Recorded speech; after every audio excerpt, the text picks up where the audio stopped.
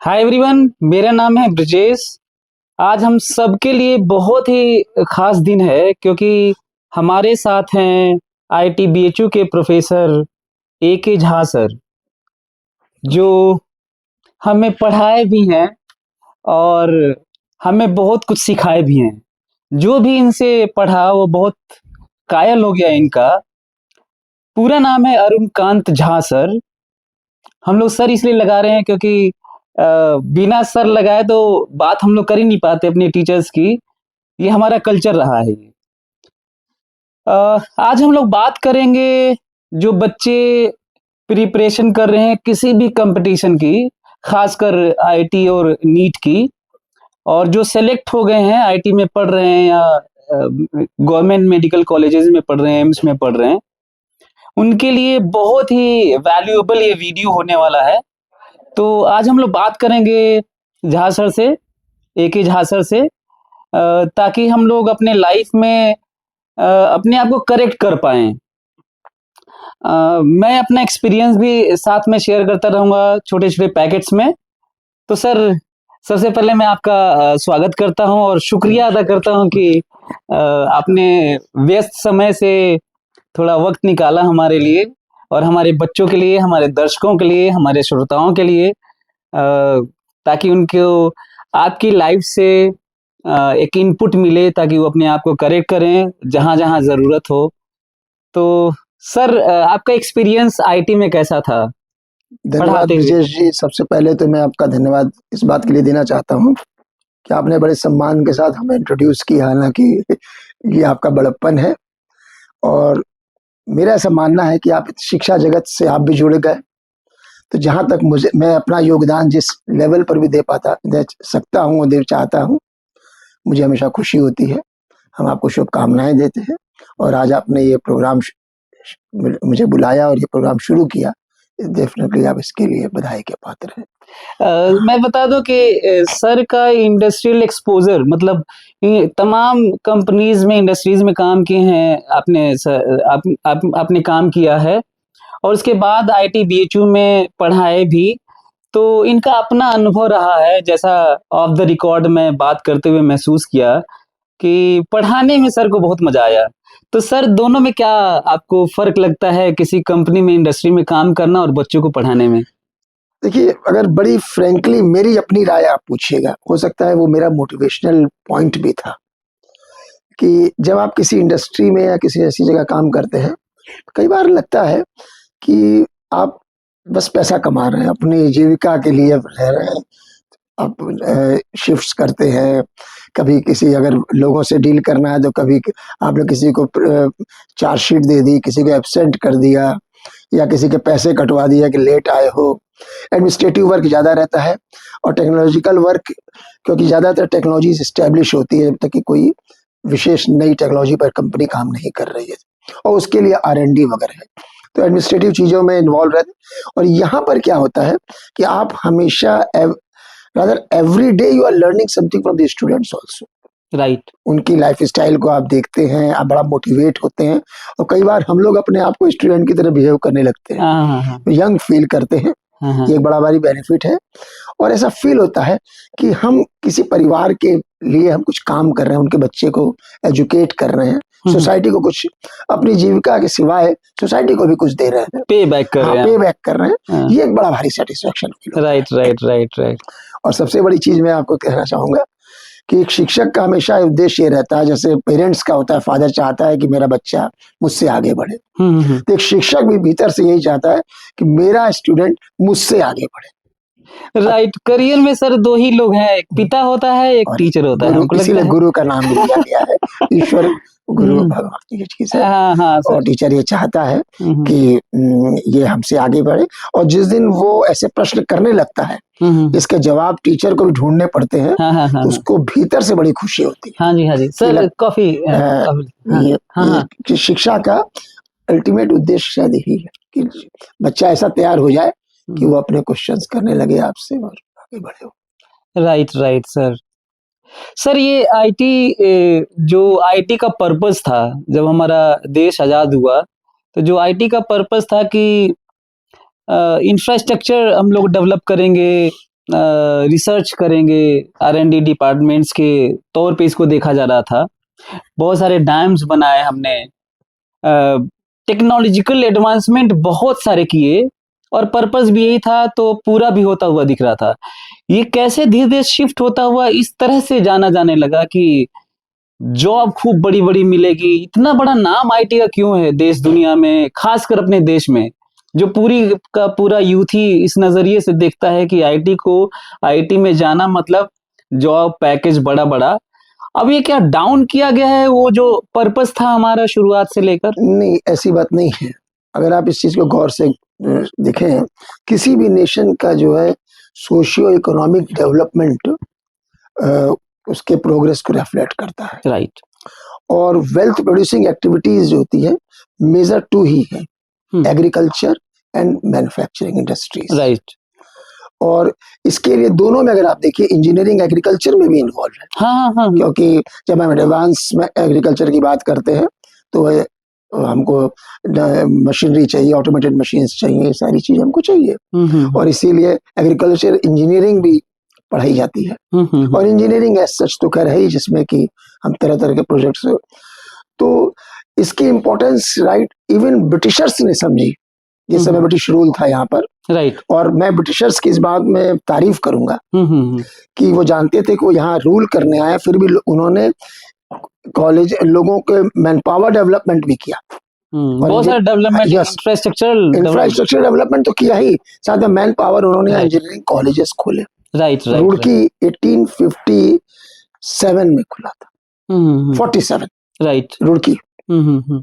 और उसके बाद शिवपुर इंजीनियरिंग कॉलेज जो हमारी नॉलेज में है, वहाँ एक महाराष्ट्र मुंबई में भी इंजीनियरिंग कॉलेज खुला। हाँ। और हमारा IIT BHU उस समय बैंको था। मालवीय जी ने संभवतः इसी सब चीजों से प्रेरित होकर के, और लोगों ने उनको मोटिवेट एंकरेज किया मालवीय जी को, राइट, कि हाँ आप भी ठीक काम करें, क्योंकि ब्रिटिशर्स खुद ऐसा जो है, तो उन्होंने यहाँ पर 1916 में जो है इंजीनियरिंग कॉलेज की स्थापना की, बैंकों की। और क्योंकि ब्रिटिशर्स का ऑब्जेक्टिव था ट्रेन्स, यहाँ रेलवेज चलाना, ब्रिजेस बनाना, डैम्स बनाना, इस तरह की उनकी रोड्स बनाना, और उसके लिए क्वालिफाइड इंजीनियर्स वगैरह की जरूरत थी। राइट। इसलिए उन्होंने इस चीज को किया। पोस्ट इंडिपेंडेंस क्या हो गया कि लोगों को फील होने लगा कि ब्रिटिशर्स का ये स्टेप करेक्ट था। और उन्होंने उसको अपने, हम चाहते ना कि वो तो अंग्रेजों ने किया, हमने भी तो कुछ किया फिर। हाँ जी। तो उन्होंने 1950 से जो है IITs का स्थापना शुरू की उन्होंने। राइट। और 1961 में एक एक्ट भी तो IIT एक्ट की तरह आया, इंस्टीट्यूट ऑफ नेशनल इम्पोर्टेंस। हाँ। National importance means what? खाली शिक्षा क्षेत्र में नहीं, इन टर्न हम इंफ्रास्ट्रक्चर डेवलप करेंगे। राइट। हमारे रोड्स अच्छी बनेंगी, हमारे पुल ब्रिजेस वगैरह बनेंगे, और लोकोमोटिव्स वगैरह, सही हर तरीके की जो मशीनरीज वगैरह जिसकी रिक्वायरमेंट होगी कंट्री में, वो बनेगी। और एक तरीके से देखा जाए तो आज की तारीख में भी ये एक इंडेक्स बन गया है कि कहाँ पर हमारा जो है वो इंजीनियरिंग अचीवमेंट्स हमारे किस तरीके के हैं, technological achievements, that is the index of the progress. Right. वो इन्होंने जो है इस IITs इसी ऑब्जेक्टिव से किया गया, और फिर धीरे धीरे कई और कॉलेजेस भी आगे बढ़ते चले गए। राइट। लेकिन सर वही मैं ये बोलता कि ये शिफ्ट जो जॉब पर्पस वाला आ गया, तो लोग इसी नजरिए से देखने लगे। तो मैं ये जानना चाह रहा हूँ सर कि जो बच्चे प्रिपरेशन कर रहे हैं आईटी में, ख्वाब होता है ना, सपना होता है कि हमें आईटी में जाना है, पढ़ना है, तो मैं ये जानना चाह रहा हूँ कि किन बच्चों को आईटी की प्रिपरेशन करनी चाहिए? एक प्रेशर बिल्डअप हो जा रहा है, वो बच्चे अचीव नहीं कर पा रहे हैं, तो अपना खेत, अपने मतलब कोई भी चीज एक गिरवी रख कर भी तैयारी करने लग रहे हैं, कोटा जाने रहे हैं, यहाँ वहां जा रहे हैं, और इतना डिप्रेशन में, इतना फ्रस्ट्रेशन में भी चले जा रहे हैं कि वो सुसाइड तक किए हैं। तो मैं ये जानना चाह रहा हूँ कि इससे पहले कि लोग किसी पर्टिकुलर फील्ड में जाएं, खासकर IIT का तैयारी करने के लिए, जिसपे हम लोग बात कर रहे हैं, किन बच्चों को तैयारी करना चाहिए IIT की? इसमें देखिए, सच्चाई तो ये है कि जब हम IIT की या इस तरह बोले इंजीनियरिंग एजुकेशन वगैरह की जब हम बात करते हैं, तो वहाँ एक सर्टेन लेवल तक, मतलब उसका दायरा सीमित नहीं है। बड़ा विस्तृत दायरा है। जब आप इंजीनियरिंग कॉलेजेस में एंटर करते हैं, वहां पर देखिएगा उसकी लाइफ स्टाइल और पढ़ाने का तरीका और सारी चीजों को जब आप गौर करने लगेगा, आपको लगता है कि बहुमुखी विकास जिसको बोलते हैं, वो इस तरह के कॉलेजेस में जब आप एंटर करते हैं तो मिलता है। ये बात सही है। जी इंटर्न जॉब्स तो नेचुरली मिलेंगे, क्योंकि आप उस चीज के लिए तैयार किए गए हैं। आप डिजाइन, मैन्युफैक्चरिंग और तरह तरह के प्रोडक्ट्स डेवलपमेंट वगैरह के लिए आप तैयार किए गए हैं। तो महज जॉब के लिए इच्छा रखना हमारे समझ से एक बहुत ही छोटी सोच होती है कि हमको इतने का पैकेज मिल जाएगा। वो एक सर्टेन टाइम तक आपको सेटिस्फेक्शन जरूर देगा, राइट, लेकिन उसके बाद आपको लगने लगेगा कि ये हमारा और भी कुछ चाहिए। जाहिर है फिर आप आगे हायर कंपनी सीईओ वगैरह बनने की कोशिश करते हैं। स्टार्टअप फिर आ जाता है, जब वहां भी आपको लगता है सीईओ ही तो बन जाएंगे, तो आप चाहते हैं क्यों ना हम लोगों को अपॉइंट करें। ये एक भी हमारी एक इच्छा हो जाती है, और इससे नतीजे में आता है सामने कि ब्रॉड स्पेक्ट्रम है। अब क्वेश्चन आती है किस तरह के लोगों को जाना चाहिए। अगर आप ध्यान करें, गौर करें, इंजीनियरिंग में क्रिएटिव डिजाइन होती है, राइट, और इनोवेशन होता है। आप चीजों को इनोवेट करते हैं, और ये चीज मतलब डिजाइन एज सच होती, मतलब बुक में गाइडलाइंस होती है। इसीलिए डिजाइन, आपने गौर किया होगा, इंजीनियरिंग डिजाइन का जो पेपर होता था, उसमें बुक्स अलाउड रहती थी। हाँ। क्योंकि क्रिएटिविटी तो आपको खुद अपनी लानी है ना उस डिजाइन में, राइट। हाँ। कि इसका इस टेबल का शेप ऐसा होगा कि ऐसा होगा। हाँ। वहाँ गाइडलाइन दी गई होगी कि यहाँ ऐसा शेप होने से स्ट्रेस ज्यादा हो जाएगी, और ये सारी चीजें अनबैलेंस हो जाएगा। हाँ। ये सारी चीजें हैं। हाँ जी। तो वो चीजें इंजीनियरिंग एजुकेशन ही देती है, राइट। और इसलिए ऑफ कोर्स दूसरे एरियाज भी हैं, उसको मना नहीं किया जा सकता, लेकिन beyond the syllabus, beyond the course, जो एरिया ढूंढता, मतलब वर्क करता है, that is engineering and medical professional lines. Right. वो आपको ग्रो करने का ज्यादा मौका देता है। आप, और दूसरी चीज क्या होती है, ये ग्रोथ धीरे धीरे एक अजीब डायमेंशंस में भी जाने लग जाती है। वो किसी में भी जाते हैं तो फिर अच्छा। हाँ, फिर आप हर चीज में सोचते हैं कि इसकी डिजाइन है तो ये मेरे कपड़े, इस कोट की डिजाइन फिर ऐसी क्यों ना हो। हाँ। आप ऐसे सोचने लग जाते हैं। हाँ। तो कहने का मतलब है कि आप में प्रतिभा का निखार आने लगता है। इसीलिए जब आप इंजीनियरिंग कॉलेज का एक वातावरण जब देखिए, हॉस्टल्स में लड़के लोग साथ रहते हैं, अलग अलग जगहों से लोग आते हैं। हाँ। उन बच्चों में अलग अलग क्वालिटीज भी होती है। मिनी इंडिया कहा जाता है, मिनी इंडिया कहा जा सकता है। और उसमें लोग एक दूसरे के गुणों से वाकिफ होते हैं, कल्चर से वाकिफ होते हैं। और मुझे याद है एक हम लोगों का एक स्टूडेंट था, ककला सरिया करके उसका नाम था। तो वो उन दिनों ड्रोन तो नहीं कहलाता था, हम लोग हवाई जहाज कहते थे कि वो रिमोट चलाता है हवाई जहाज। तो जब कभी फर्स्ट ईयर वगैरह के बच्चे आते थे तो उसको पहले ढूंढते थे। हाँ जी। और उसका सामान उठाने में ही उनको प्लेजर, वो उनको इनडायरेक्टली ट्रेन करता था। हाँ, उन्हें बहुत खुशी होती थी। और न जाने, और इसी तरह से हमारे यहाँ जो कल्चरल प्रोग्राम्स वगैरह होते हैं, स्पोर्ट्स होते हैं। हाँ जी, स्पर्धा वगैरह होता है, काशी यात्रा। तो इन चीजों में क्या होता है कि बच्चों को एक प्लेटफॉर्म मिलता है। हाँ जी। और लोग उसमें स्क्रिप्ट राइटिंग सीखते हैं, डायरेक्शन सीखते हैं, और काफी डिवोट होकर उसमें काम करते हैं। हम लोगों ने देखा है वो लोग डांस की प्रैक्टिस और सारी चीजें जो करते हैं, तो ये भी एक पार्ट ऑफ द एजुकेशन है। वो अपनी पर्सनैलिटी के उस डायमेंशन को ग्रो कर रहा है। वरुण ग्रोवर जिसका नाम आजकल हम लोगों ने उसको देखा है खड़े होकर के, कॉमेडियन, जो आज स्टैंड-अप कॉमेडी बड़ा नाम हो गया, उसको नेशनल अवार्ड भी मिला है। मोह के धागे, कितना मीनिंगफुल फिलोसॉफिकल सॉन्ग है ये। ये जो मोह के धागे, उसकी ट्रेनिंग को हम लोगों ने यहाँ देखा। तो ये इस तरह का एटमॉस्फेयर IIT ही देते हैं। राइट। इसी तरह पलाश सेन का नाम यूफोरिया में आपने सुना, वो हमारे IMS के थे। कभी आना तू मेरी गली, वो IMS के थे। तो उससे क्या हो, आप देखिए उसने जो है मेडिकल, ठीक है मेडिकल, अब आप कहिएगा मेडिकल एजुकेशन बेकार हो गया, नो, मेडिकल की वजह से वो उस परिवार से है ये निकला हुआ ये बच्चा। इसका मतलब ये सर कि ये मल्टी डायमेंशनल पर्सनैलिटी ग्रोथ करने का मौका आपको यहाँ मिल रहा है। Right sir. हाँ तो इससे अच्छा मौका और कहाँ मिलेगा। हाँ वही बहुत सारे जो बच्चे हैं ना जो प्रिपरेशन करते हैं, हाँ। तो अब हमको लगता है कि उनको आइडिया मिल गया होगा कि उन्हें इंजीनियरिंग या आईटी में जाना क्यों चाहिए, और यदि उन्हें लगता है कि उसे ग्रूम करना है अपने हॉबीज को, इंटरेस्ट को, तो इससे अच्छा प्लेटफॉर्म इससे नहीं अच्छा है। प्लेटफॉर्म नहीं मिलेगा। आप कई चीजें बच्चे कई लेवल पर हम लोगों ने उनकी बातचीत भी कई बार सुनते थे वो, और मतलब एक दूसरे को, बल्कि ऐसा देखा गया है एक बच्चा अच्छी तरह समझ गया चीज को तो वो 3 लोगों को बैठा के पढ़ाता था उसको। अच्छा अच्छा। हाँ अच्छा, और जैसे आप अपने केस में देखिए, आप लोग क्लासमेट हैं हाँ जाजू वगैरह, हाँ तो कितना कंस्ट्रक्टिव काम कर रहे थे, आपने स्टार्टअप उस समय सोच लिया था राइट। हाँ हाँ कि हम ये करेंगे। हाँ तो बिल्कुल। वो अगर आपको ऐसा वातावरण नहीं मिलता तो मुझे लगता है शायद मुश्किल होता है। हाँ तो ये टोटल डेवलपमेंट इसका स्कोप यहाँ पर मिलेगा। वैसे आप सही बोल रहे हैं सर। मैं ऐसे कभी मैं रेट्रोस्पेक्शन के नाम पे देखूं कि उस टाइम से लेकर अब तक की जर्नी में, तो हमें लगता है कि आईटी में नहीं होता तो मैं यहाँ नहीं होता, आपसे यहाँ बात नहीं। नहीं कर रहा होता, और L1 कोचिंग इसलिए नहीं आप होता। देखते होंगे कि आईएएस लोग हैं, मैनेजमेंट इंजीनियरिंग करने के बाद लोग मैनेजमेंट वगैरह में, क्योंकि उनके चीजों को देखने का एक अलग नजरिया, रेशनल थॉट्स हाँ, होते हैं उनके। नेशनल थॉट होता है और एक अलग डायमेंशंस में चीजों को सोचते हैं राइट और राइट। एक नया शेप देते हैं उसमें।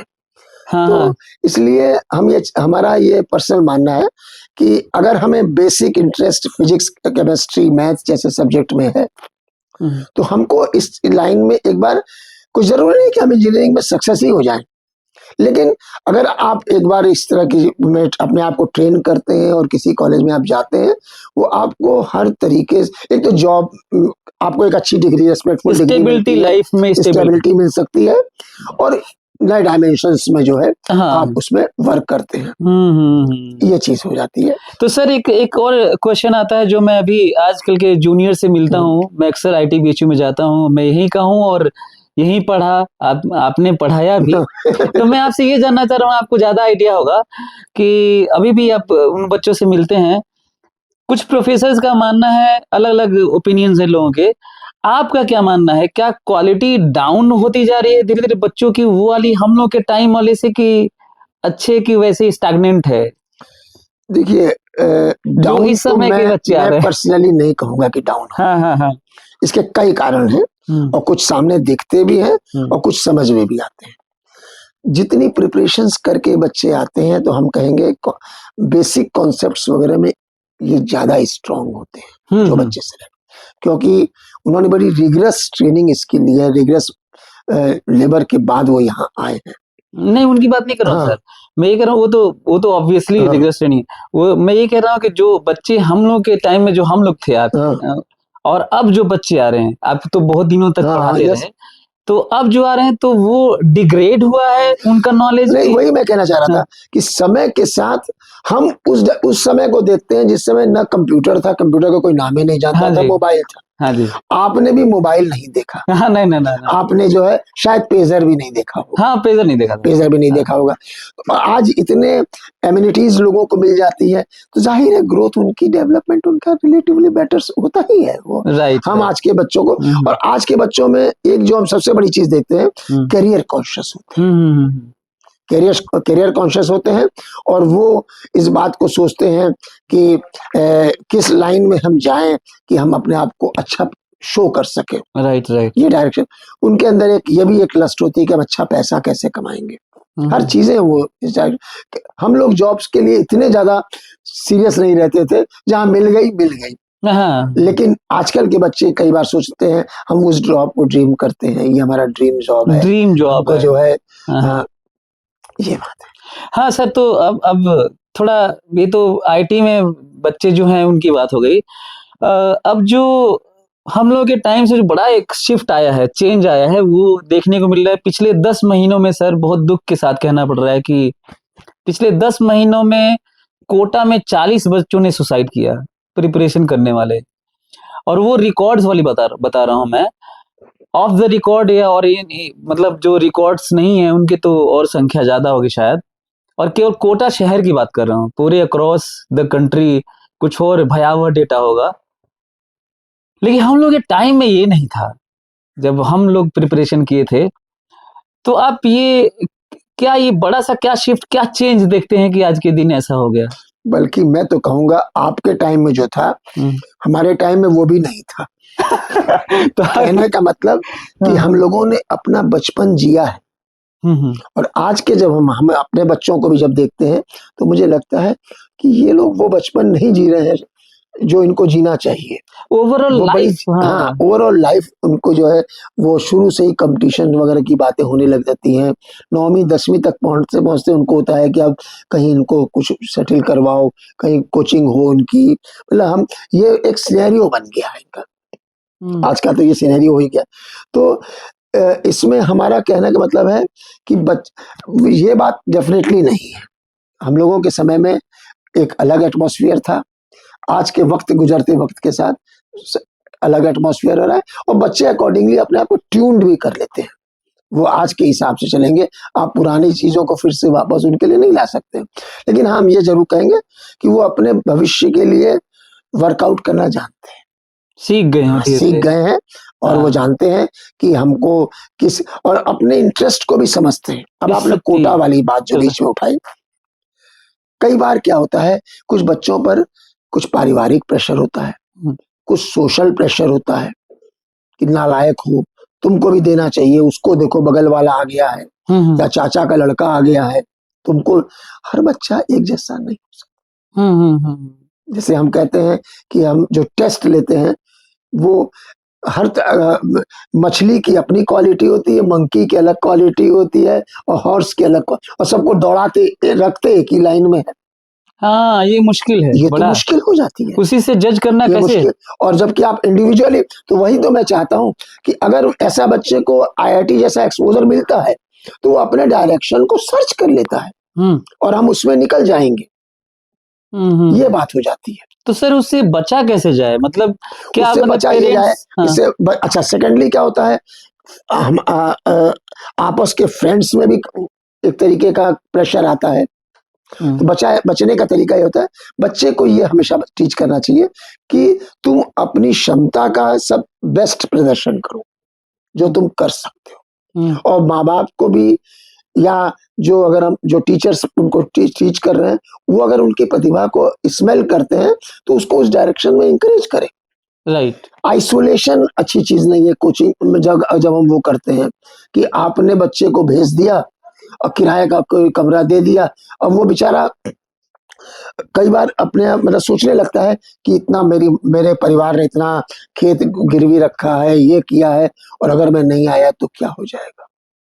ये तरीके से प्रेशर आता है। इस चीज से अगर बचा जाए, इसके लिए कलेक्टिव एफर्ट्स होने चाहिए, परिवार से लेकर के, टीचर से लेकर के, और फ्रेंड्स, उस बच्चे को या जहाँ जिस जगह पर वो रहता है उसको, उनको भी वाचफुल होना चाहिए कि ये बच्चा बंद करके कमरे में क्या करता रहता है दिन भर, क्यों नहीं खेलने जाता। वॉच गार्ड्स होने चाहिए, वॉच गार्ड्स होने चाहिए उनको और टीचर को हमेशा बताया बेटा कोई बात नहीं है, तुमको जो भी टेस्ट में मार्क्स मिल रहे हैं उसकी पॉजिटिविटी को स्मेल करके उसमें बेटा तुम ये तो हमेशा पॉजिटिव चीज है अगर उसको बताया जाए तो सर ये हमको लगता है कि क्या ये अनफॉर्चुनेट है, मैं ये कहूंगा अनफॉर्चुनेट तो है सर, लेकिन क्या ये इस तरह का प्रभाव देखा जा रहा है कि जो आपने बात उठाई थी अभी कि बचपन वाला, कि LKG UKG फर्स्ट स्टैंडर्ड के बच्चों को ये बोल रहे हैं कि वो प्रथम आ गया, तुम द्वितीय आ गए, तृतीय, तुम्हारा मार्क्स कम। हम लोग के टाइम में ये नहीं था, हमें याद है, ये नहीं रहता था। तो क्या ये धीरे धीरे ये शिफ्ट जो हुआ है इस लेवल पे, क्या हम लोग बस कह लेते हैं कि कई जगह काम करना होगा, कि हमें बेसिक से स्टार्ट करना होगा, शुरुआत से लेकर। मैं समझ रहा हूँ आपकी बात। इसका एक और रीजन भी है, ये अचानक से चेंज नहीं होगा ना सर, अचानक से ग्रेजुअल हो रहा है, और ग्रेजुअली हमारी पॉपुलेशन भी बढ़ रही है, एमिनिटीज भी उस प्रपोर्शन में रिसोर्सेज उतने हैं नहीं बढ़ रही हैं, रिसोर्सेज कम है, तो प्रेशर बड़ा ऑब्वियस, प्रेशर बड़ा ऑब्वियस है। मैं आपसे बताना चाहता हूँ कि इसी ITBHU में हम लोग एक कमरे में रहते थे फर्स्ट ईयर, और आज आप देखते हैं कि सेकंड ईयर शेयर करते हैं लोग। सही बात और ऐसा माहौल हालांकि अभी भी है, उसकी मतलब एक साथ चीजें खत्म तो नहीं होती हैं। महाराज वगैरह बड़ी पर्सनल केयर लेते थे। हाँ हमें याद है। कि आपको बुखार है, आपके लिए मूंग की दाल की खिचड़ी बनी। हाँ हाँ हाँ हाँ।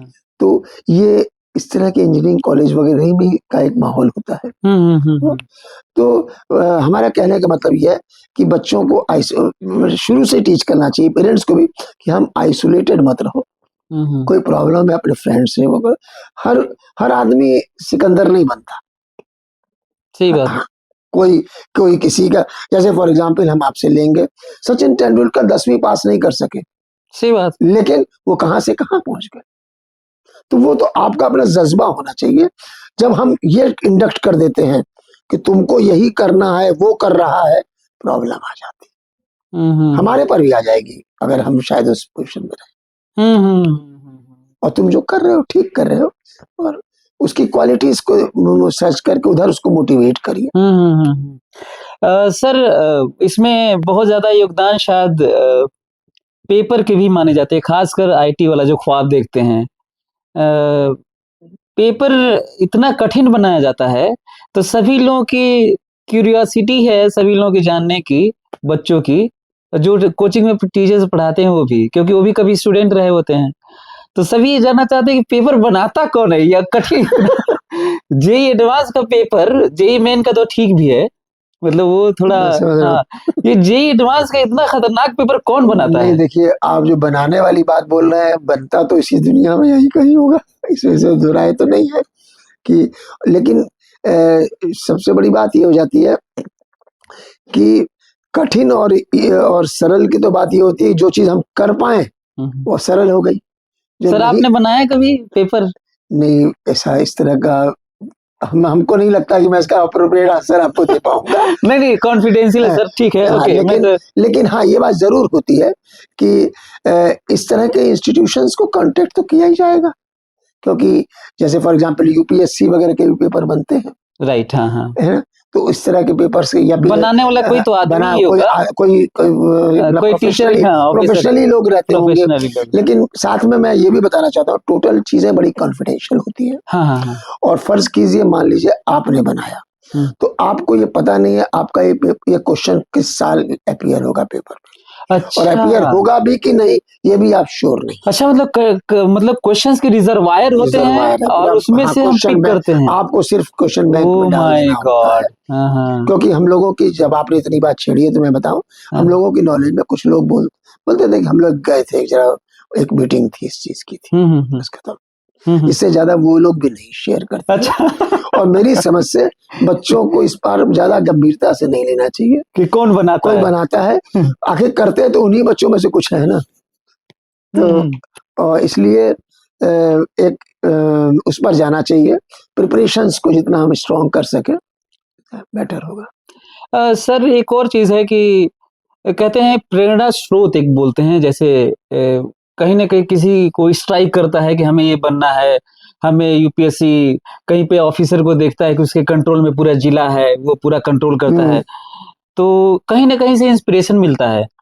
तो क्या बच्चों को, जो बच्चे थोड़ा डाउन फील करते हैं या फिर उन्हें लगता है नहीं निकल सकता, या फिर आईटी में जाके क्या होगा, तो क्या ये संभव है? कई बार मैं सोचा हूँ कि बच्चों को ले जाके आपके थ्रू या कैसे भी करके बच्चों को लैब दिखाया जाए आईटी में, जो प्रिपरेशन कर रहे हैं।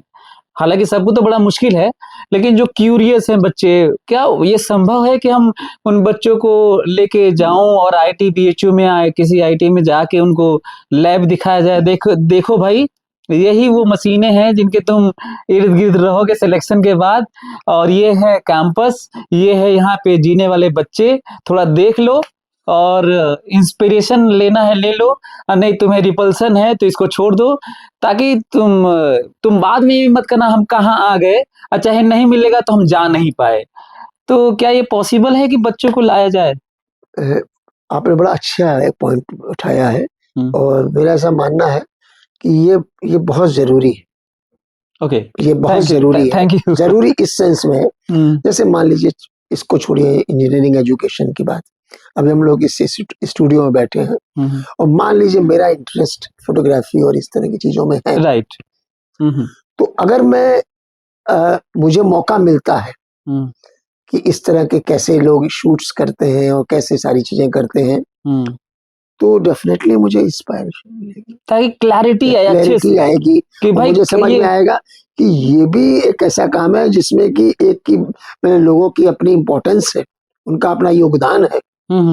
तो आप अगर जिन बच्चों को आप भविष्य के इंजीनियर की तरह से आप तैयार करने की कोशिश कर रहे हैं, तो महज फिजिक्स, केमिस्ट्री, मैथमेटिक्स के फंडामेंटल से उनको तो वहाँ अप्लाइड साइड देखना है, which is engineering. Right right right. Engineering क्या है? इन साइंटिफिक प्रिंसिपल्स का एप्लीकेशन जो है वो इंजीनियरिंग में आ जाता है। और इससे हम प्रोसेस डिजाइन करते हैं, प्रोडक्ट को डिजाइन करना, प्रोसेस डिजाइन करना, फिर फाइनली वो जो है एक प्रोडक्ट की टेक्नोलॉजी बन जाती है। Right right. ये टेक्नोलॉजी जो है इसमें तरह तरह की इंजीनियरिंग इन्वॉल्व होती है। तो ये चीजें अगर कोई लड़का, आई एम वेरी श्योर, पता ही नहीं होगा कि मैकेनिकल इंजीनियर क्या पढ़ते हैं। तो अगर आप दिखाएं इसको, मैं इसको स्ट्रांगली रिकमेंड करूंगा कि हमारी देखो इतनी बड़ी, आपने तो देखी होगी, universal testing machine, compression test करते हैं, इम्पैक्ट टेस्ट करते यूटीएम बोलते हैं, हैं, स्प्रिंग की टेस्टिंग आपने देखी होगी। अरे वो क्या बम की तरह आवाज करता है यूनिवर्सल टेस्टिंग। तो इसलिए जो है अगर वो बच्चे देखें अगर, तो हमको, I am very sure motive, civil engineering में सिविल का वर्क कैसा, इलेक्ट्रॉनिक्स, मान लीजिए किसी बच्चे का इलेक्ट्रॉनिक्स में इंटरेस्ट है, वो मोबाइल वगैरह भी खोल लेता है और ट्रांजिस्टर, तो वो इलेक्ट्रॉनिक्स में जाकर के वो देखे डायोड, ट्रायोड्स, इन सारी चीजों को वहां देखेगा। तो आई एम वेरी श्योर। इसमें मैं आपसे एक चीज और कहना चाहूंगा, फॉर्चुनेटली L1 हमारा बनारस में भी है। तो इन बच्चों को आप यहाँ पे जो टेक्निक्स होती है उसमें अवश्य दीजिए। अच्छा हाँ सर, कुछ बच्चे तो आते हैं, लेकिन आपके इस कहने पे मैं आपको प्रॉमिस कर रहा हूँ कि क्योंकि आपका शायद ये विजन हमको लग रहा है कि सारे बच्चों को लेके आऊंगा, एक बार जो टेक्निक्स में लेके आता हूँ। टेक्निक्स में आप शुरुआत वहां से कीजिए। हाँ, और आपके थ्रू लाइव में थोड़ा मैं इस चीज को और थोड़ा एक्सटेंड करूंगा। हाँ जी, सॉरी, जो बच्चा इंजीनियरिंग में, आपको किसी को लगा कि ये आप क्लास में पूछिए लोगों से, क्यों भाई स्कूल डेज में कौन स्पोर्ट्समैन था, आपने किसमें पार्ट लेते थे, क्या थोड़ी इधर उधर की बात आपको भी, या बच्चों को टैप करना है। हम खाली अपने मैथमेटिकल या फिजिक्स के थ्योरेटिकल सेक्शन को अपना लेके चल रहा है। तो आपको पता चलेगा हमारे इस बैच में ये बच्चा स्पोर्ट्समैन है, राइट राइट, ये बच्चा थोड़ा क्रिएटिव ड्राइंग वगैरह करता है, पेंटिंग बड़ी अच्छी करता है। हाँ जी हाँ जी। क्योंकि ये एक चीज पर आपको बिलीव करना पड़ेगा कि हर इंसान में कोई ना कोई यूनिक क्वालिटी होती है। आपकी बातों से सर हमको ये लग रहा है ना कि, और हमको उसको एक्सप्लोर करना है। आपकी बातों से सर अभी जस्ट हमको ये लग रहा है, क्लिक किया है, स्ट्राइक किया है कि आईटी कैंपस में जिस तरह से काशी यात्रा, स्पर्धा, स्पोर्ट्स एक्टिविटीज जो करते हैं, डांस वाला, ड्रम वाला, म्यूजिक वाला, आप उनको ले जाइए, वो उसमें ले भी जाते हैं और कोचिंग में भी करवाते हैं, ताकि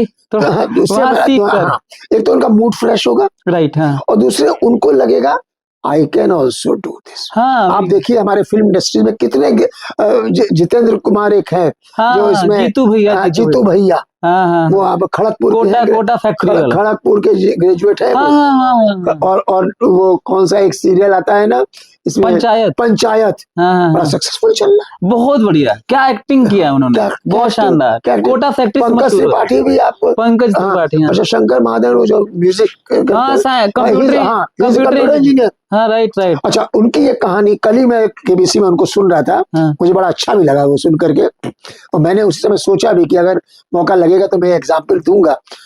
उन्होंने कंप्यूटर बनाया नहीं, बस प्रिपेयरिंग फॉर द यूएस, और उसका पासपोर्ट तैयार हो गया था, पासपोर्ट वीजा सब हो चुका था, उसको जाना था यूएस आगे उसके लिए। तो उसने अपनी मदर से कहा कि मेरा कोई खास इसमें मन नहीं हो रहा है।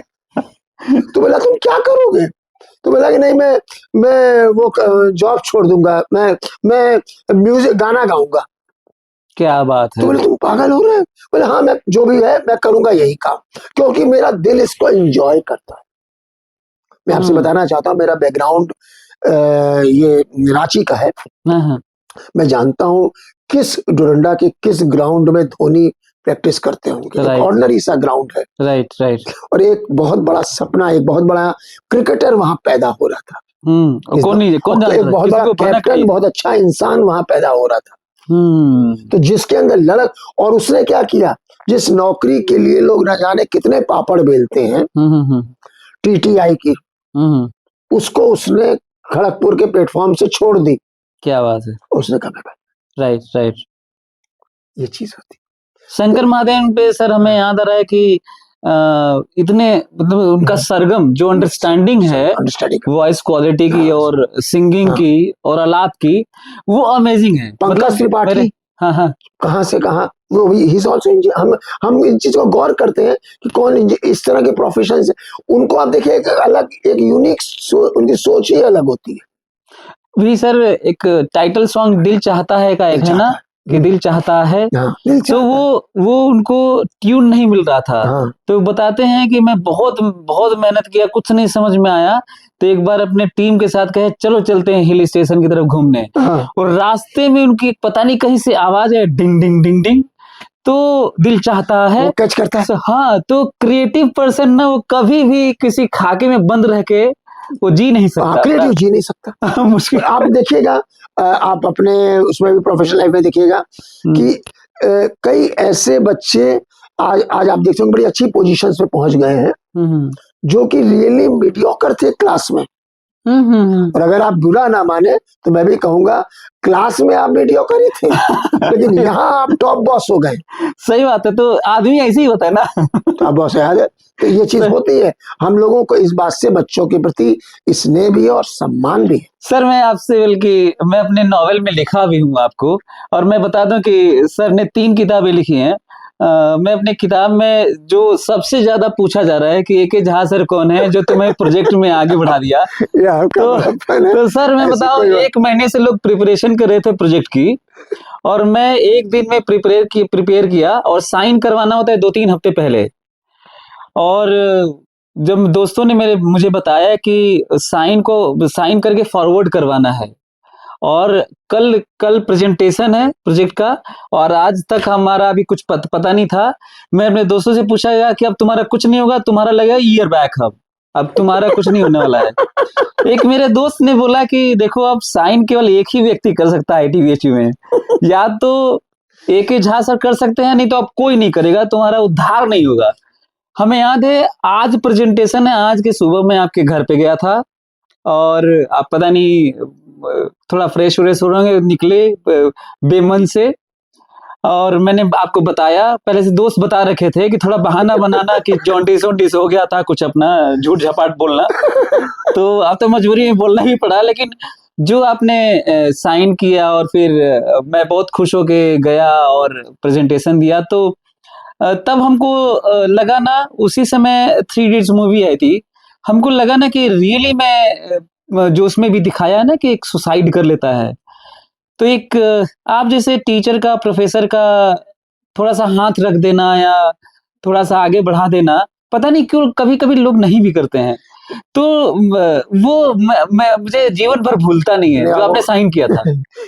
इस संदर्भ में मैं एक बात आपसे कहना चाहता हूँ। हाँ। और ये आपका बड़प्पन है कि आपको वो इंसिडेंट याद है, लेकिन हम लोग चूंकि शिक्षा जगत से हैं, इसलिए इस चीज को हमेशा ध्यान में रखें। हमारा अल्टीमेट ऑब्जेक्टिव क्या है? अल्टीमेट ऑब्जेक्टिव है कि इस बंदे को एक अच्छा नागरिक बनाना है, आगे। राइट, ये बहुत कम लोगों के प्रोजेक्ट आप करेंगे। किसी को 10 नंबर मिला, किसी को 4 नंबर मिला, जो भी हुआ, A मिली, C ग्रेड मिली, जो मिली, पास हो जाते हैं, सब निकल गए। लेकिन अगर हम आपका हार्म करते हैं तो आपको उससे कोई फायदा नहीं होने वाला है, ना हमको होगा और ना सोसाइटी को होगा। तो हमें एक ब्रॉडर पर्सपेक्टिव में ये देखना है कि हम इसकी कैसी मदद और किस तरीके से करें मदद, कि ये पॉजिटिविटी इसके अंदर बनी रहे। सर जब भी मैं 3 इडियट्स मूवी देखता हूँ ना, तो जब भी 3 इडियट्स देखता हूँ, मोटिवेट किया। और मैं एक चीज शेयर करूंगा, मैं इंडस्ट्री से आया हुआ था। हम लोगों ने वर्कर्स को पैसे कटवाए, चार्जशीट भी हुई, कोई फर्क पड़ता नहीं।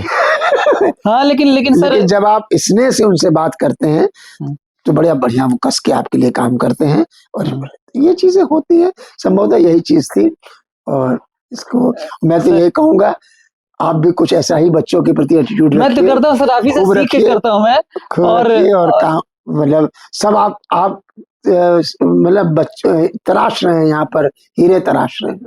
Thank you sir. और मैं दसियों बार थ्री इडियट्स देखा हूँ मैं। और जब वो मोमेंट आता है ना थ्री इडियट्स में, वो प्रोजेक्ट जाता है वायरस के साथ साथ में ऐसे करके उठा के उसके ड्रोन ही बनाता है और उसे फेंक देता है और फिर वो सुसाइड कर लेता है। तो जब भी ये थ्री इडियट्स मूवी देखता हूँ हर बार आप याद आए हमको कि काश पता नहीं वो भी बच्चे बच जाते यदि आपकी तरह टीचर्स प्रोफेसर्स मिले होते जो सुसाइड किए होंगे कि चलो ये थपथपा दिया उनके सिर पे। दोहराऊंगा, आपका बड़प्पन है, आप चीज याद करते हैं। लेकिन हाँ, आप भी चूंकि शिक्षक हैं तो मैं अवश्य कहूंगा कि बच्चों को अपना बच्चे समझ के बिल्कुल बिल्कुल ये तो करते हैं सर, हम लोग ट्राई करते हैं। हाँ तो मजा नहीं आती है। हाँ सर, एक मेरा एक क्वेश्चन है सर कि आईटी में बहुत इस बात को लेके चर्चा रहती है कि लड़के लड़कियों का अनुपात रेशियो बड़ा कम है, प्रोपोर्शन। वो जैसे मेरे में 54 स्टूडेंट्स थे, उसमें एक लड़की थी। तो जो वहां का माहौल है ना रेशियो वाला होता है ना, एक आदमी अपोजिट सेक्स अट्रैक्शन और ये सब चीजें होती हैं। आपसे इसलिए बात कर रहा हूँ क्योंकि मैं ऐसा हक समझता हूँ कि आपसे बात कर सकता हूँ। मैं जरूर कर सकते हैं। तो एक तो ये बताना है सर, वहां पे जो लव अफेयर्स होते हैं लड़के लड़कियों का आपस में घुलना मिलना, धीरे धीरे वो आगे पड़ाव पे बढ़ भी जाते हैं, मैरिज भी करते हैं। लेकिन उसमें तो एक एक कर लेते हैं, बाकी लड़कों का एक संख्या होता है ना कि वो इस तरह का सोचते हैं कि वो दोनों साथ में हैं तो यहाँ पे तो अब इतनी लड़कियां हैं नहीं। तो आप इसको किस नजरिए से देखते हैं, उसे डेवलपमेंट में लाइफ को आगे लेके, क्योंकि लड़कियों की संख्या बहुत कम है। दो आपको आंसर करना है, एक लड़कियों की संख्या, क्या लोग लड़कियों को कम पढ़ा रहे हैं, और दूसरा ये बताना है कि ये कितना प्रभाव पड़ता है एक बच्चे को जब उसकी गर्लफ्रेंड नहीं है तो। आपने बड़ा लाजमी क्वेश्चन किया है और हमको लगता है यूथ्स को ये काफी इंस्पायरिंग लगेगा, इसका आंसर ठीक से मिले अगर तो। हाँ जी हाँ जी हाँ। तो इसमें पहले हम आपसे ये बताना चाहेंगे, आपने अपने समय की बात बताई। हमारे समय में हमारी बड़ी बहन हमसे ज्यादा पढ़ने में तेज थी। क्या बात है। शी वॉज मच बेटर, और उसको हाई स्कूल में 3 सब्जेक्ट्स में डिस्टिंक्शन आए थे, लेकिन उसको 8 सब्जेक्ट्स उसको मतलब मान लिया गया था कि लड़कियां 8 सब्जेक्ट्स पढ़ेंगी। ओहो। म्यूजिक पढ़ेंगी, बहुत है तो होम साइंस पढ़ लेंगी। हाँ मेरी दीदी भी पढ़ी। हाँ, गिने चुने लड़कियां जो है, कभी कदा हम लोग उसको देखते थे, इसलिए मालूम है ये साइंस में पढ़ती है, एक ही बच्ची है, ऐसे करके ये समय था। उस रेफरेंस में अगर हम देखते हैं तो धीरे धीरे चीजें आज इम्प्रूव होती चली जा रही हैं इस रेशियो के पॉइंट ऑफ व्यू से। फिर एक दौर आया जब हम इंजीनियरिंग कॉलेज में आए, उस समय एक डायरेक्टर्स बेंगलो था, उसमें गर्ल्स हॉस्टल करके बनाया गया था, इस तरीके से करके। हाँ पुराना वाला आईटी का पुराना वाला था। और फिर और धीरे धीरे समय गुजरा और आज आप देखते हैं कि ऐसे कई बॉयज हॉस्टल है जिसको कन्वर्ट कर दिया गया। हाँ। गर्ल्स लिम्डी कन्वर्ट किया गया है। कई नए गर्ल्स हॉस्टल्स बने भी हैं। अच्छा, तो एक तो ये चेंज आ रहा है, जब तक इसका मतलब है कि अब ज्यादा लड़कियां first of all science subjects opt करती हैं, एंड सेकेंडली उसमें आगे बढ़ रही हैं और इस मुकाम तक यहाँ भी आ रही हैं।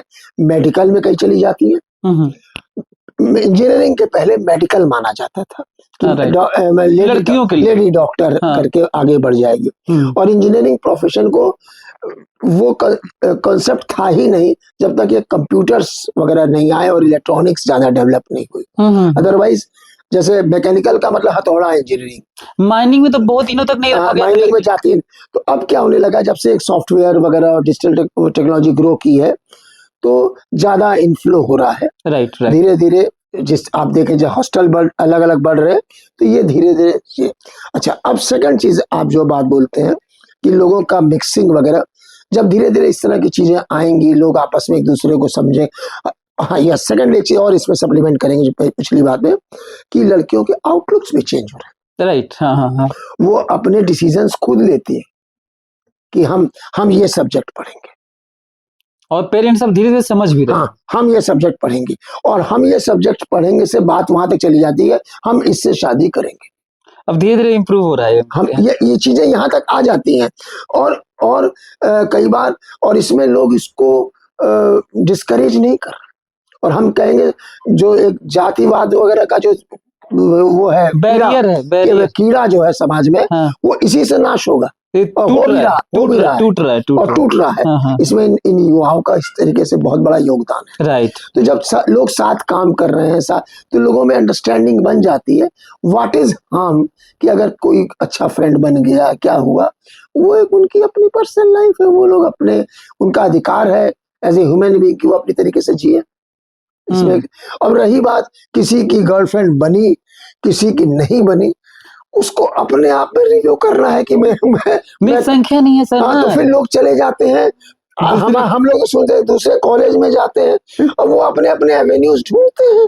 अब हम लोग उतना बड़ा बर्डन न ले उन पर छोड़ने की, भाई तुम ये अपना तुम समझो, खोजो तो रास्ता। पढ़ाई लिखाई और जॉब के बारे में हमारे से ज्यादा इंटरेस्टेड है। लेकिन मैं इसको हमेशा एंकरेज करता हूँ हाँ, कि अगर मतलब जेंडर बायसनेस से जो पहले चलती थी चीजें, वो धीरे धीरे एलिमिनेट तो अभी भी नहीं हुई है, लेकिन बहुत वक्त काफी लगेगा, कम हो गई है।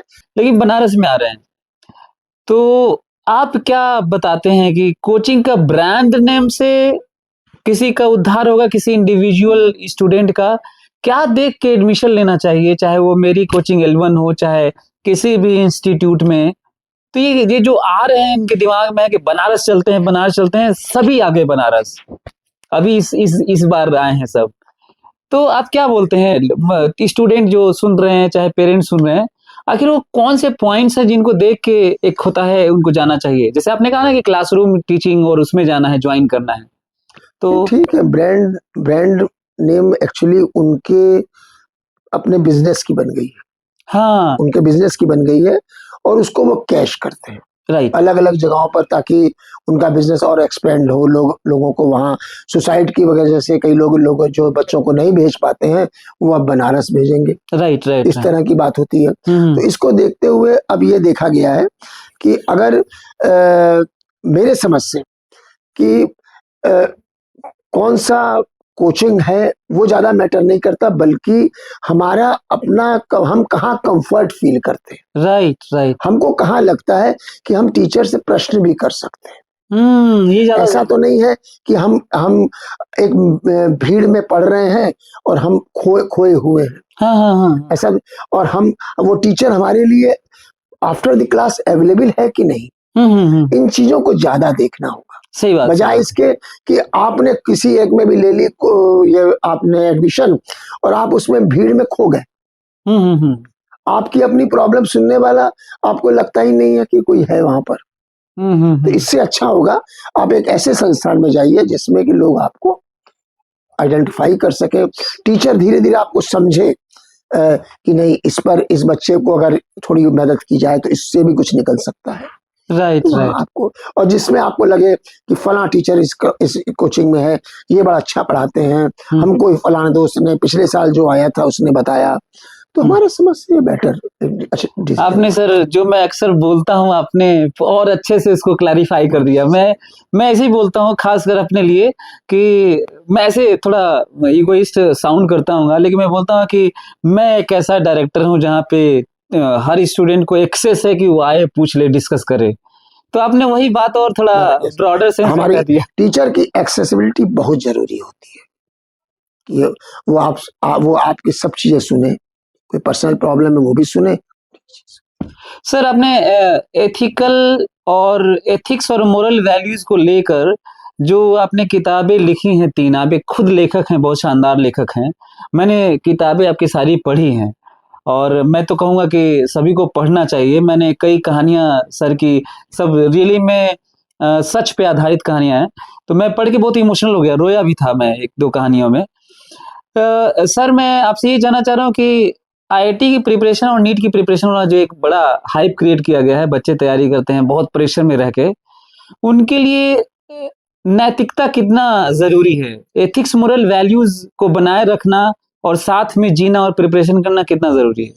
देखिए, पहली बात तो मैं कहूँगा कि ये कई चीज़ों से गवर्न होती है। हाँ जी। आपकी अपब्रिंगिंग कैसे एटमॉस्फेयर में हुई है, आपने कैसा पेरेंटिंग आपकी है, कैसी है, कैसे स्कूल में आप गए, वहाँ पर आपके कैसे फ्रेंड्स थे, कई चीज़ों को राइट, मिला-जुला करके ये आती है। लेकिन टोटलिटी में हम कहेंगे कि मॉरल वैल्यूज़ अपनी जगह पर एक स्थान रखती है पर्सनैलिटी में, और आप उससे उससे ज़्यादा जाने जाते हैं। लोग आपको ट्रस्ट तभी करते हैं जब आप में कुछ एसेंस देखते हैं कि नहीं, ब्रिजेश सर को ये बात कह दी गई है, ब्रिजेश सर को मालूम है। अगर ऐसा होता है तो आपको खुद ही फील होता है कि यस, इसकी वैल्यू इस तरीके से आती है।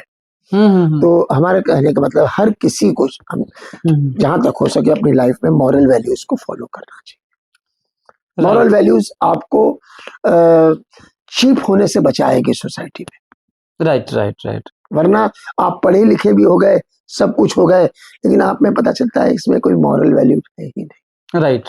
तो टोटलिटी में आपको इसका हो सकता है कि आपको थोड़ा फाइनेंशियल लूजर कहीं पर लगे, कुछ है, लेकिन अगर आपकी मॉरलिटी है तो कोई बड़े दावे के साथ कहे नहीं साहब तुम जो भी कहो ब्रिजेश सर ऐसे नहीं है, हाँ।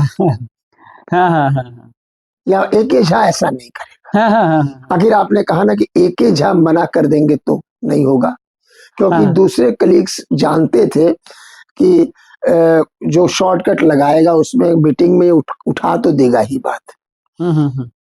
क्योंकि नोट ऑफ डिसेंट देने की का आपका एक व्यक्तित्व होना चाहिए।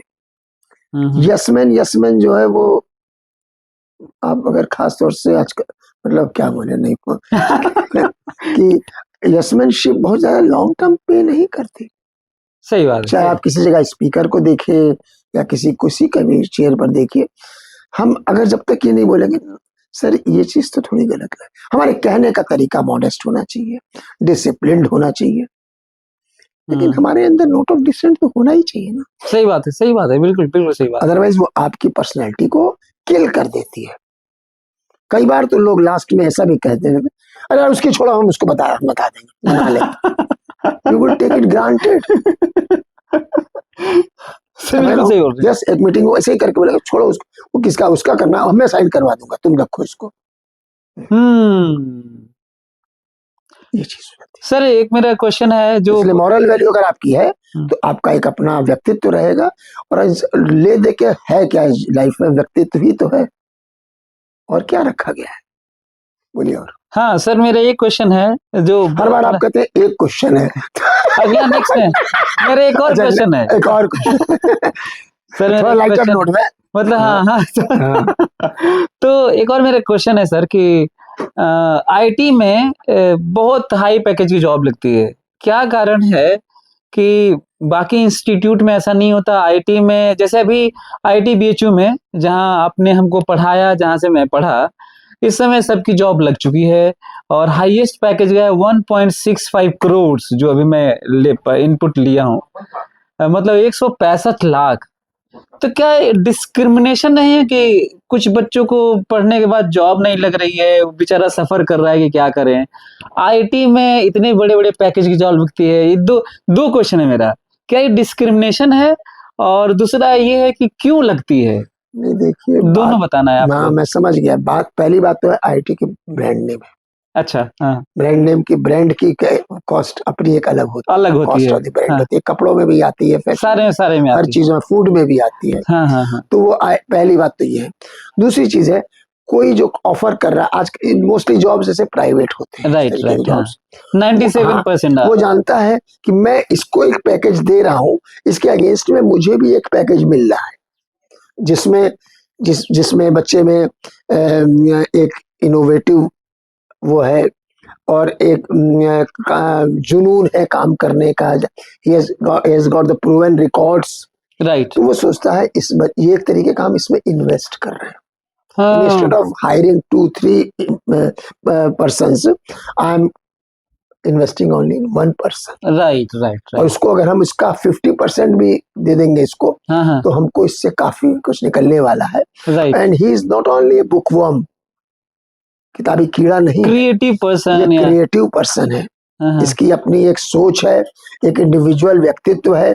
अगर ये हमारी कंपनी को किसी जगह जाकर रिप्रेजेंट करेगा तो हमारी कंपनी का नाम ही ऊंचा होगा। तो इन सारी चीज को देख करके भाई फिल्म स्टार्स को आखिर कॉस्ट कैसे लगती है, खिलाड़ियों की कीमत आखिर कैसे लगती है, इसमें कोई लॉजिक कर सकता है कि आप विराट कोहली को इतना क्यों दे रहे हैं? अरे भाई, विराट कोहली है, हाँ हाँ इसलिए उसने दिया जा रहा है। तो पैकेज तो कंपनी, प्राइवेट कंपनी अपना निगोशिएट करके वो देती है इसको। हाँ, इसमें आप ये कह सकते हैं कि दूसरे जो हमारे सेकंड नंबर के इंस्टीट्यूशंस हैं, वो जब तक फर्स्ट नंबर में, आईआईटीज में भी, सब आईआईटीज में नहीं मिलता है, हाँ हाँ हाँ मैं जानता हूँ, कुछ में मिलता है। राइट राइट तो उनकी ब्रांड वैल्यू है, राइट और राइट, प्रूवन रिकॉर्ड है, प्रूवन वैल्यू है, ये चीजें हैं, इसलिए मिलता है। हाँ सर, मेरा एक और क्वेश्चन है। बोलिए। ये है कि आईटी में हम लोग के जो एक्सपीरियंस है एज ए स्टूडेंट्स,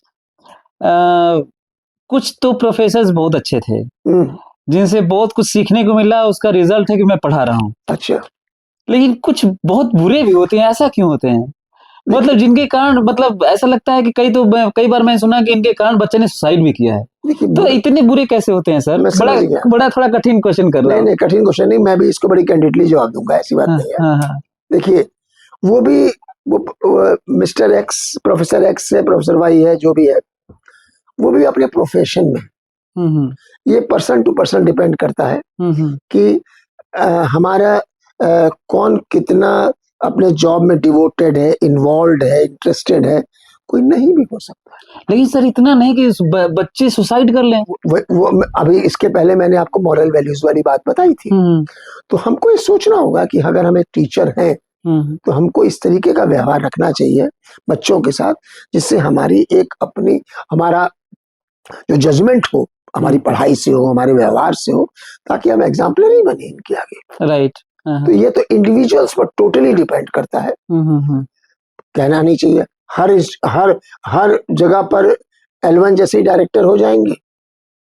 हर जगह पर आप ही के कोचिंग में कुछ टीचर आपको लगता होगा कि ये इतने वो नहीं है जितने की मिस्टर होने चाहिए। नहीं, सही बात है, सही बात। तो भाई वो एम्प्लॉय है, कुछ को क्या है, उनको 2 प्रमोशन मिल गए, अब मुझे आगे कुछ नहीं करना है करके वो बैठ जाएंगे। और किसी को है कि नहीं, अभी मुझे यहाँ से ये करना है, वो करना है, यहाँ जाना है, वाइस चांसलर बनना है, डायरेक्टर बनना है। कुछ लोग तो यहाँ तक होता है, अब हमारी बनारस में नौकरी लग गई, इसलिए अब चिंता की बात नहीं है, अब प्रमोशन हो ना हो चलेगा। ये भी होता है। तो कहने का मतलब ये इंडिविजुअल्स पर होता है। कुछ लोग मेहनत करते हैं अपने प्रोफेशन पर, कुछ लोग नहीं करते हैं मेहनत, और वो उसी से सेटिस्फाइड है, उतने में खुश है। उतने में। लेकिन सर उनकी खुशी तक ठीक है। जैसे हमारे यहाँ कुछ उनका कंट्रीब्यूशन नेगेटिव चला जाता है। लेकिन सर मैं ये कह रहा हूँ कि इतना एक्सट्रीमिज्म कहाँ से जाता है कि आपने ऐसा व्यवहार किया बच्चे के साथ कि बच्चा सुसाइड कर लिया? ये मेरा क्वेश्चन है। वो कुछ सुसाइड वाली बात ऐसी है कि इसमें किसी एक पर्टिकुलर को ब्लेम देना भी थोड़ा कठिन है, क्योंकि उस बच्चे की मानसिकता क्या चली गई, मानसिकता भी, हाँ, ये मैटर करता है। मानसिकता क्या चली गई, उसके घर से क्या सपोर्ट है, फ्रेंड्स का क्या सपोर्ट है, सब मिला जुला, कितना लोनलीनेस फील कर रहा है। एक यंग बच्चा इतना कमजोर था कि एक टीचर ने अगर डांट दिया मान लीजिए, तो उसने सुसाइड कर ली। हाँ, नहीं सही बोल रहे हैं, राइट। ये भी तो एक बात है। उसकी एक शायद वो टीचर ने डांटा होगा, ये ट्रिगर पॉइंट रहा होगा, लेकिन उसकी लंबी सी जर्नी रही होगी। सुसाइड जैसा मेजर डिसीजन अगर कोई ले लेता है, वो अचानक से नहीं होता है सर, वो एक लंबे दौर का पूरा रिजल्ट होता है शायद। हाँ, सही बोल रहे हैं सर। अंतिम क्वेश्चन मेरा, बोलिए। मेरा अंतिम क्वेश्चन है सर कि आईआईटी और नीट की, अभी स्पेसिफिक हो गया हूं मैं, आईआईटी और नीट की प्रिपरेशन करने वाले बच्चों के लिए आप क्या संदेश देना चाहते हैं? अंतिम मेरा प्रश्न है। यस, ये दोनों रियली एक टफ कॉम्पिटिशन्स हैं दोनों, और इसमें काफी संख्या में लोग बैठते भी हैं। मेरा ऐसा मानना है कि कोई मिस्टर एक्स मान लीजिए बैठ रहा है उसमें, तो अपने अंदर एक आग लानी पड़ेगी कि मुझे ये करना है। राइट। हाँ। मेरे पिताजी मुझे कह गए हैं, मेरा बड़ा भाई कर गया था इसलिए, पड़ोसी का लड़का कर गया था, ये सारी बातें नहीं। हमारे अंदर हम चाहते हैं कि नहीं, ये हमको बिल्कुल क्लैरिटी के साथ होना चाहिए। क्लैरिटी, राइट, बिल्कुल क्लैरिटी कि, और क्लैरिटी है तो फिर अब उसका वे क्या है, रास्ता, कि किस कोचिंग में जाएं कि न जाएं, किस उस तरीके की हम अपनी प्रिपरेशन उसको करें, अपने यहाँ पर उस पर हम मेहनत करते रहें। और हमको जो है इसमें एक चीज हमारा ऐसा मानना है कि लोग इतनी संख्या में बैठते हैं, 50 to 60% आप स्टेट वे अलग कर सकते हैं, जो कि इसलिए बैठ रहे हैं क्योंकि सब लोग बैठ रहे हैं। हाँ, फैशन के तौर पे। हाँ जी। अब 50% में मान लीजिए, बाकी जो 50 बने उसमें 25 to 30% ऐसे होते हैं जो उतने कैलिबर वाले नहीं है कि इतने टफ एग्जाम को निकाल राइट राइट राइट। हाँ हाँ, लें। देखा जाए लास्ट के 20% में ही तो कंपटीशन है। सही बात है, सही बात है। हाँ हाँ। ये बात मैंने अपने एक रिलेशन थे उसको कही थी। उसने हमसे कहा, मामा जी आपने ये मुझे जब बता दिया तो मुझे ऐसा लगा कि मैं इसको कर लूंगा। मैं पहले सोचता था लाखों बैठते, लेकिन आप लाख पर ध्यान क्यों दे रहे हैं? वो सब भीड़ की दौड़ है। जिस समय ओलंपिक की रेस होती है कितने लोग रहते हैं? हाँ, बहुत सारे। और एक जो फर्स्ट आता है और सेकंड आने में फ्रैक्शंस ऑफ द सेकंड्स का फर्क होता है। फ्रैक्शन ऑफ सेकेंड्स, मतलब तो आपको उस काबिल बनना है कि फ्रैक्शन ऑफ द सेकंड का फर्क रहे। सर वही हमारा आईआईटी बॉम्बे डिसाइड करेगा और वही हमारा आईआईटी मंडी डिसाइड करेगा। सर मैं वो बताता हूँ इसी इसी सिलसिले में कि पीटी उषा का ब्रॉन्ज मेडल ओलंपिक में सेकंड के 100वें हिस्से से छूट गया था। इसलिए एक आग होनी चाहिए। हाँ हाँ। और जब तक ये आग नहीं है, नीट वगैरह की जो प्रिपरेशन करता है उसको खुद अपने सीने पर हाथ रख के सोचना चाहिए कि मैं चाहता हूं। अगर तुम चाहते हो तो जरूर हो जाएगा, कोई दुनिया की ताकत रोक नहीं सकती। क्या बात और तुम नहीं चाहते हो तो दुनिया की कोई ताकत तुमसे करवा नहीं सकती। ये मेरा मानना है। क्या बात है। Thank you so much sir. आपने एक सेकंड आखिरी में आपके धन्यवाद देने से पहले, इसीलिए कहा गया है जिस चीज को शिद्दत से चाहो तमाम कायनात उसे मिलाने की साजिश कर। क्या बात है सर। रामायण में भी ये बात कही गई है, जय के जय पर सत्य स्नेहु सो तही मिले ही न कछु संदेहु। जिसको जिससे सत्य स्नेह है वो उसे मिलेगा, उसमें कोई संदेह नहीं है। आपकी विल पावर अच्छी होनी चाहिए, बस बाकी आपको बाकी it is audience question sir. Audience question है। हाँ, बोलिए। मेरा मानना है कि बहुत सारा मेहनत कर लिया, सब कुछ कर लिया और somehow he could not crack the IITG और NEET, तो क्या हताश हुआ जाए? डिसअपॉइंट इसके बारे में अगर नहीं कर पाते हैं, लाख ईमानदारी से कोशिश किया, हो सकता है कि एजुकेशनल बैकग्राउंड उनकी वैसी ना हो कि जैसे आज क्या हो रहा है डीपीएस से और बड़े बड़े स्कूलों से लड़के निकल रहे हैं, तो कुछ बैकग्राउंड तो स्कूल्स क्रिएट कर देता, बना देता बेस एटलीस्ट। लेकिन मान लीजिए कि गांव से एक लड़का जो टैलेंटेड भी है अपने गांव क्षेत्र के लिए, लेकिन वो इस शहर आता है, इस कंपटीशन में अपने आप को कहीं कंपैटिबल नहीं फिट पाता है और वो लास्टली नहीं कर पाता है, तो फिर क्या किया जा सकता है? देखिए ऐसी बात है ना कि आपको अपनी स्ट्रेंथ एंड वीकनेसेस को डिफाइन करना है। आपके अंदर, जैसे फॉर एग्जांपल मैं आपको बताऊं, आपको लगता है कि मैं जेई नहीं निकाल पाया, मैंने कोशिश तो की लेकिन कुछ भी कहो एक्टिंग में बड़ी जबरदस्त करता हूं, तो नेशनल स्कूल ऑफ ड्रामा मुझे जाना चाहिए। कई लोग आते, हाँ कई लोग किए भी हैं, बहुत अच्छा किया। कल मैं सुन रहा था, कल रात में एक्चुअली, अब तो ये जो है कहीं बाहर तो जाएंगे ना। हाँ। तो मैं केबीसी में उसमें गुरदास मान भी आया था। वो उससे बोला तुम सिंगर कैसे बन गए? तो उसने बोला कि मुझे मेरे फादर चाहते थे कि ये कुछ पढ़े, ये करे। मैंने कहा नहीं, मैं गाऊंगा तो मैं बस गाऊंगा ही।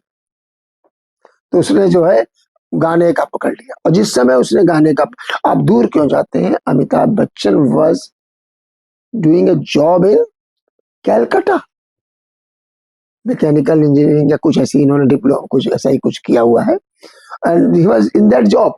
लेकिन भीतर की आग कहीं कह रही थी कि नहीं, हमें तो बॉम्बे आना है। तो ये आपको अपनी क्वालिटी तो कम से कम पहचान सकते हो, हम कुछ तो कर सकते हैं।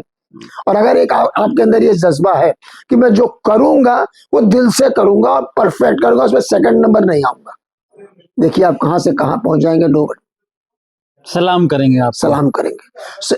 गांगुली, लेकिन कुछ चीजों की जरूरत है।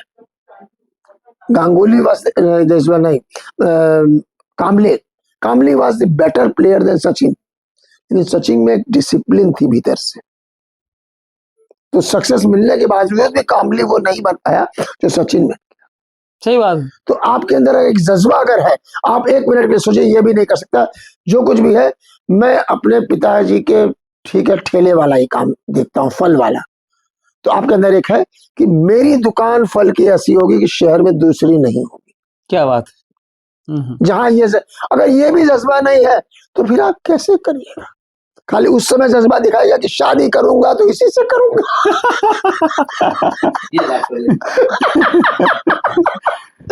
जज्बा एक जगह नहीं होला ना। हाँ, तो ये चीज मत भूलिए कि अगर आप कुछ भी लाइफ में अचीव करते हैं, उस बंदे का कहीं ना कहीं जज्बा था। कहीं ना कहीं इसमें एक अलग एक क्वालिटी है, इस वजह से आज ये यहाँ है। एक मामूली सा बिजनेसमैन भी, अगर मामूली क्यों बोले, हम बिजनेसमैन भी ले लीजिए शहर में, जज्बा रहता है। हम जो करेंगे, हमारे यहाँ से अगर किसी ने गोल्ड ऑर्नामेंट खरीदा तो मतलब खरीदा, ये चीज तो है। तो हम उस कंपटीशन में नहीं आ पाए, नहीं आ पाए, ठीक है।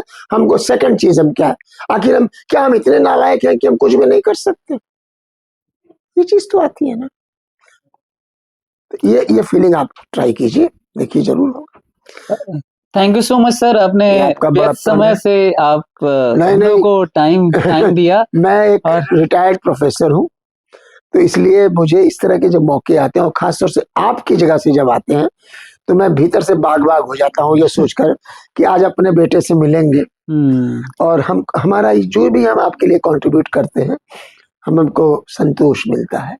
इसमें अगर 1% भी कभी आपको लगा कि ये यूज हुआ, लेकिन हम एक चीज जरूर कहेंगे, हमेशा वो चीज सोचते रहिए कि हाउ माई कोचिंग सेंटर और my this business is going to be different from other competitors.